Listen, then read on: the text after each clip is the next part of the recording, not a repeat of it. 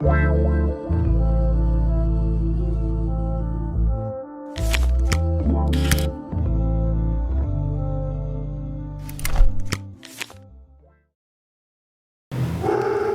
aujourd'hui la fête de Saint Frère Régis, un prêtre jésuite qui a vécu entre 1597 et 1640. Un grand missionnaire appelé l'apôtre du Belley et du Vivarais. C'est un saint caractérisé par son esprit missionnaire et libérateur de tous ceux qui ont été emprisonnés pour leurs péchés et leurs vices. Comme pilule, soyons humbles, c'est sur l'humilité que Dieu nous sanctifie. Je vous rappelle que nous sommes en train de voir les dangers qui peuvent nous entourer dans notre spiritualité chrétienne en ces temps. Nous avons vu dans d'autres pilules les dangers du gnosticisme. Voyons maintenant dans les pilules suivantes les dangers que représente le pélagianisme. Chez les pélagiens, on voit une volonté sans humilité.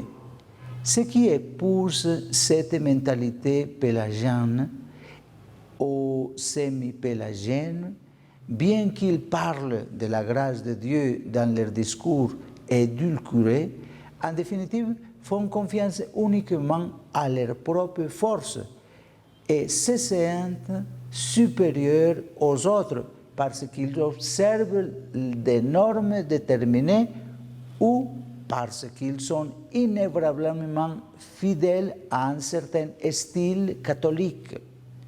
Quand certains d'entre eux s'adressent aux faibles en leur disant que tout est possible avec la grâce de Dieu, au fond, ils font d'habitude passer l'idée que tout est possible par la volonté humaine, comme si celle-ci était quelque chose de pur, de parfait, de tout-puissant, auquel s'ajoute la grâce.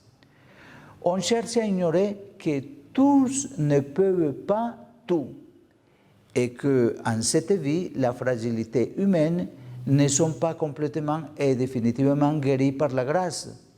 De toute manière, comme l'enseigne Saint Augustin, Dieu t'invite à faire ce que tu peux et à demander ce que tu ne peux pas.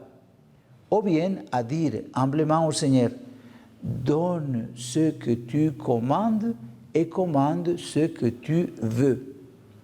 Au fond, l'absence de la reconnaissance sincère, douloureuse et priante de nos limites est ce qui empêche la grâce de mieux agir en nous, puisqu'on ne lui laisse pas de place pour réaliser ce bien possible qui s'insère dans un cheminement sincère et réel de croissance.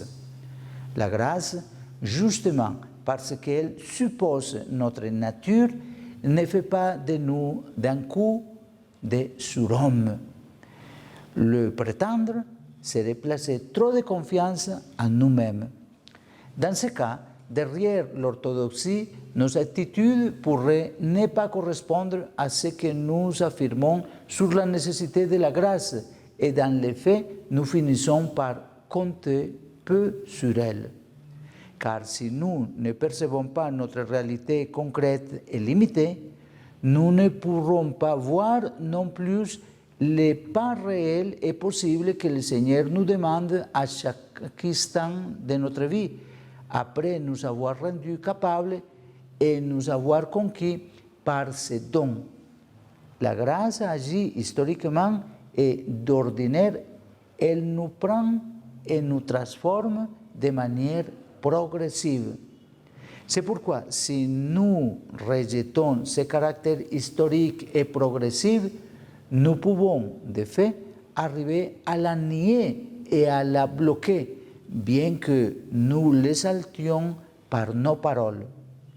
Soyons donc humbles, remettons-nous toujours entre les mains de Dieu qui nous aime immensément et qui nous conduit, si nous nous permettons, si nous vivons l'Évangile, à la rencontre peu à peu ici-bas de Christ et définitivement au ciel.